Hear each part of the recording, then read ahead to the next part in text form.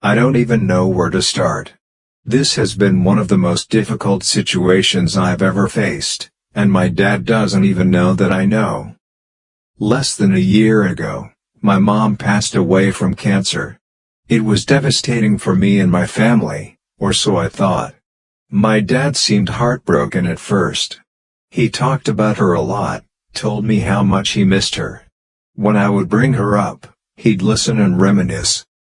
But then, about a month ago, my dad and I took a trip together. During the trip, he introduced me to a woman. At first, I was confused, but I didn't want to be rude, so I talked to her. We spent an evening with her, and then my dad asked for my permission to start seeing her. It felt way too soon, barely 9 months since my mom had passed. But I told him he's an adult, and he can date whoever he wants. I said this because deep down, I knew no matter what I said, he'd pursue this relationship anyway. Here's where things got strange. While we were with this woman, she casually mentioned something that stuck with me. She said my dad had bought her a phone last year because hers broke. And as soon as she said that, my gut told me something was off. Who does that for a friend?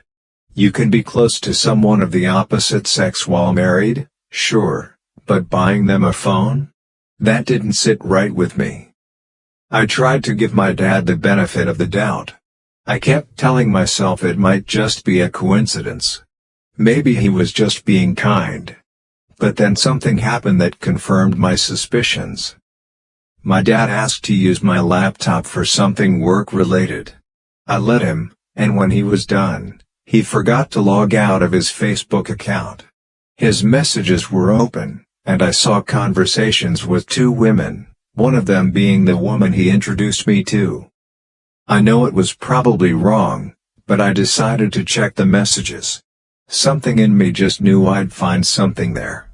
And I did. The conversations with both women went back to before my mom passed away. They weren't just casual chats. They were romantic, full of flirtation and affection.